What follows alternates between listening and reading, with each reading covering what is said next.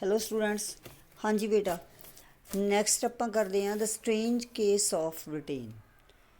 ਬੱਚੇ you know already ਆਪਾਂ ਦੋ ਕੇਸ ਸਟੱਡੀਜ਼ ਕਰ ਚੁੱਕੇ ਹਾਂ, ਠੀਕ ਹੈ, ਜਿਹਦੇ ਵਿੱਚ ਤੁਸੀਂ ਦੇਖਿਆ ਕਿ ਜੋ ਏਕੀਕਰਨ ਹੈ ਜਰਮਨੀ ਐਂਡ ਇਟਲੀ ਦਾ, ਠੀਕ ਹੈ, ਤਾਂ ਬਹੁਤ ਸਾਰੀਆਂ ਵਾਰਸ ਵਗੈਰਾ ਉੱਥੇ ਹੋਈਆਂ ਨੇ, ਲੇਕਿਨ ਜਿਹੜਾ ਬ੍ਰਿਟੇਨ ਹੈ ਇਸ ਦਾ ਕੇਸ ਥੋੜ੍ਹਾ ਅਲੱਗ ਹੈ। ਇਸ ਦੇ ਵਿੱਚ ਕੀ ਅਲੱਗ ਹੈ?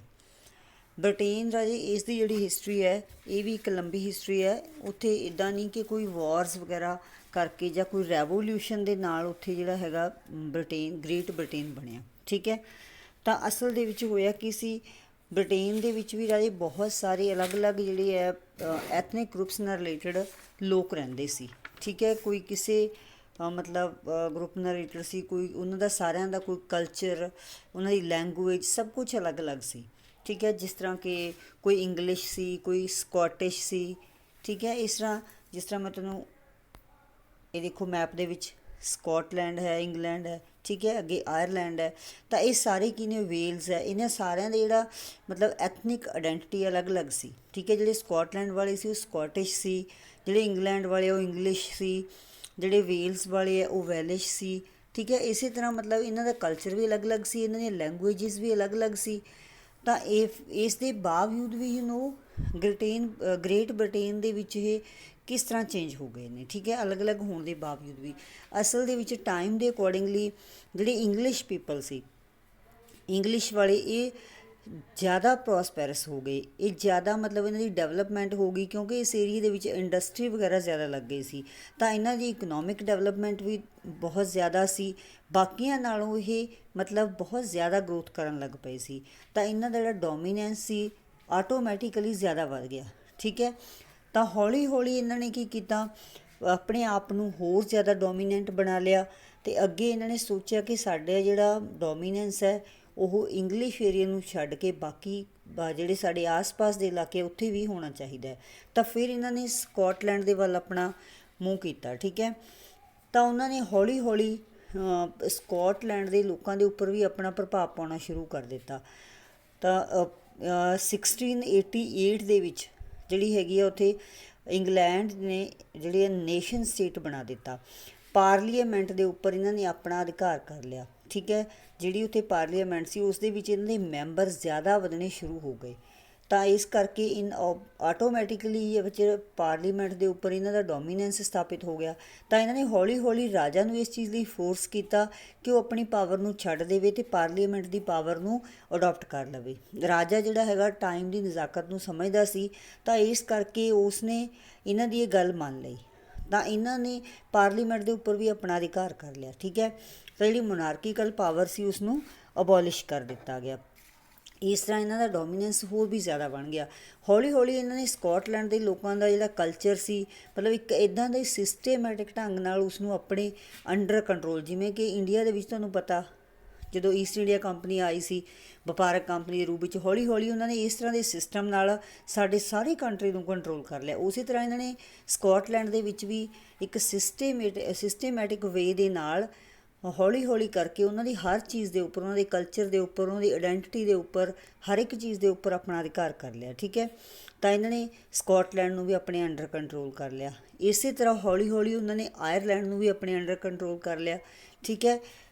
ਤਾਂ ਫਿਰ ਰਾਜੇ ਜਿਹੜਾ ਇਹ ਹੈਗਾ ਐਕਟ ਆਫ ਯੂਨੀਅਨ 1707 ਇਹ ਪਾਸ ਕੀਤਾ ਗਿਆ, ਜਿਹਦੇ ਰਿਜ਼ਲਟ ਵਜੋਂ United Kingdom of great Britain ਹੋਣ ਦੇ ਵਿੱਚ ਆਇਆ, ਠੀਕ ਹੈ। ਇਹ ਤਿੰਨੋਂ ਜਿਹੜੇ ਕੰਟਰੀ ਮਿਲ ਕੇ ਇਹਨਾਂ ਦੇ ਸਕਾਟਲੈਂਡ, ਇੰਗਲੈਂਡ, ਵੇਲਸ, ਠੀਕ ਹੈ। ਤਾਂ ਇਸ ਤੋਂ ਕੀ ਬਣ ਗਿਆ, UK ਬਣ ਗਿਆ, ਯੂਨਾਈਟਿਡ ਕਿੰਗਡਮ, ਠੀਕ ਹੈ। ਫਿਰ ਇਹਨਾਂ ਨੇ ਹੌਲੀ ਹੌਲੀ ਆਇਰਲੈਂਡ ਦੇ ਉੱਪਰ ਜਿਹੜਾ ਹੈਗਾ ਨਾਰਦਰਨ ਆਇਰਲੈਂਡ, ਇੱਧਰਲੇ ਪਾਸੇ ਹੈਗਾ ਰਿਪਬਲਿਕ ਆਫ ਆਇਰਲੈਂਡ, ਠੀਕ ਹੈ। ਇਹ ਦੋ ਪਾਰਟਸ ਦੇ ਵਿੱਚ ਡਿਵਾਈਡਡ ਸੀ।